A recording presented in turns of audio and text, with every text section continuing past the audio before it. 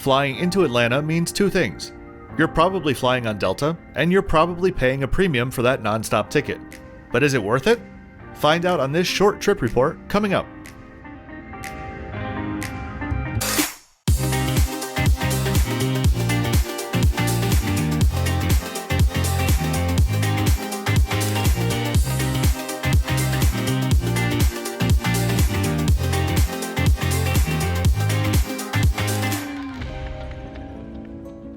A very good afternoon from a very busy Cancun International Airport.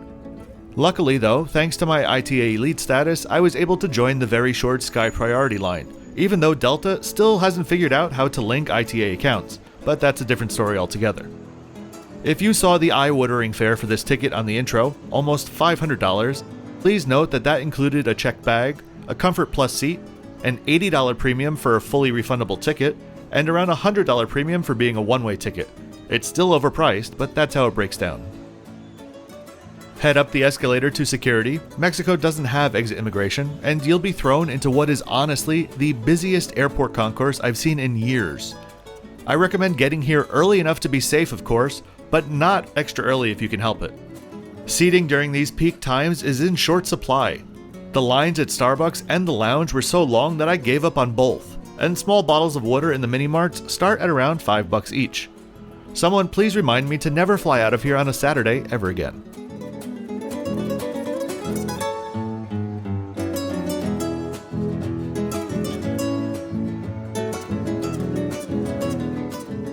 So, I found my gate and tried to stay within an earshot of it while I did a bit of plane spotting around.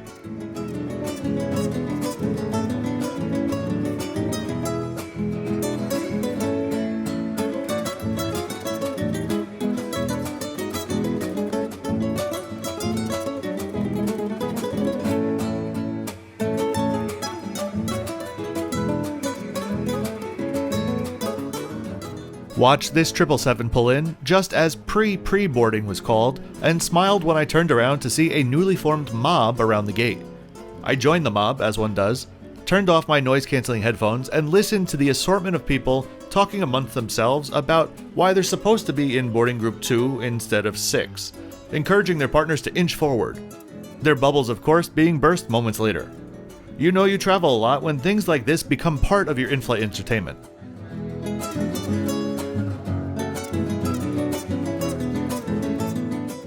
Today's flight was going to take off from runway 12 right and head up to 35,000 feet for the 880-mile hop to Atlanta's runway 9 right.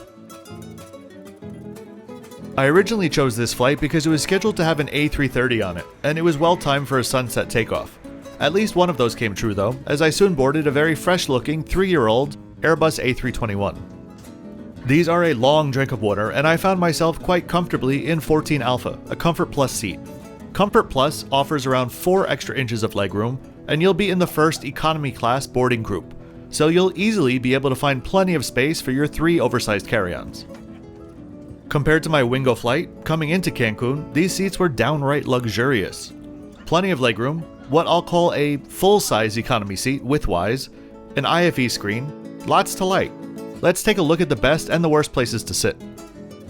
In the economy cabin, avoid all of the yellow outline seats near the bathrooms or in the last rows for obvious reasons, especially 25 Delta for its front row toilet view. Up front, you'll find all of the Comfort Plus seats, but please take note of rows 13 and 26. These exit row window seats are a full inch narrower due to the aircraft door protrusion. Plus, the tray tables are in the armrest, making it even more narrow, and their windows are misaligned, a triple no bueno. For me, I was happily in my 14 Alpha. The tray table was standard issue, and the IFE was well beyond comprehensive, especially for such a short flight. A headphone and USB port were on the underside. I took note of the individual air nozzles while the exceedingly friendly crew were doing their pre-flight checks. One of the more friendly crews I've had on any American airline in a very long time, to be honest.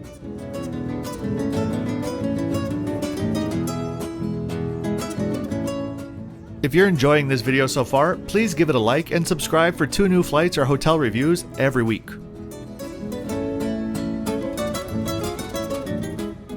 Pushback was around 30 minutes late for a reason slipping my mind at the moment, but we still arrived ahead of time.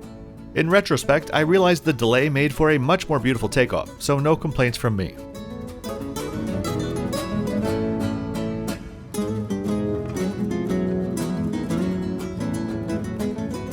I noticed the very long line of aircraft behind us as we pulled forward to line up for our takeoff to the southeast, before making a butter-smooth turn up to the north.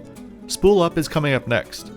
By the way, am I the only one that thinks the A321 engines always have a very distinct bovine sound to them? Tell me if you agree or not. And if this is now stuck in your head for life, I apologize.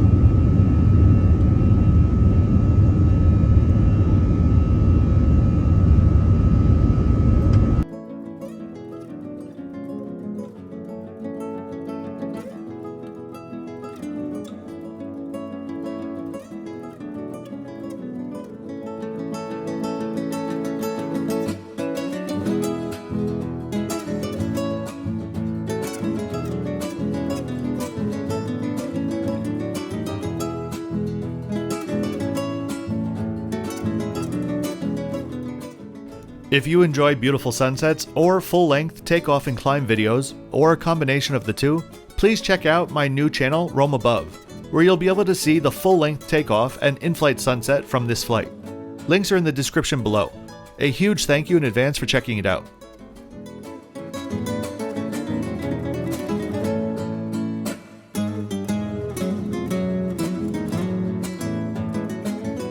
I was so fixated on that sunset that I forgot to take the obligatory shot of my Coke Zero. In economy, there was a snack and drink service with almonds, granolas, Biscoff cookies, and the like on offer.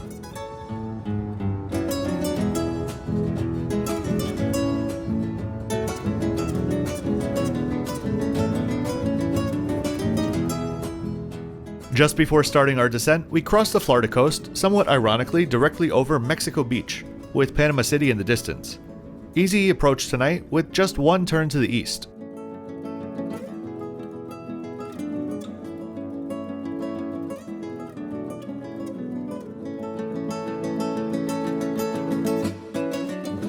To be honest, there's not a whole lot to see when you're approaching Atlanta at night.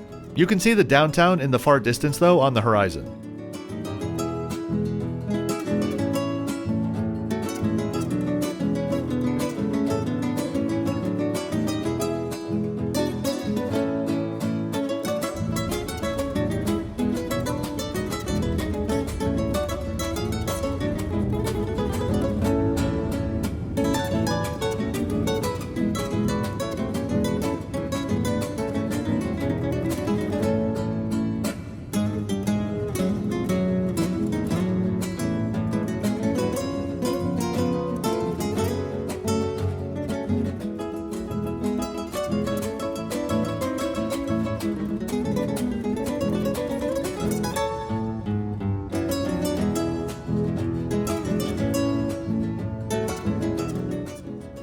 We had a very short taxi to our F gate. Unfortunately, there was no immigration facilities open there, so we had to walk around 20 minutes to what I believe were the E gates.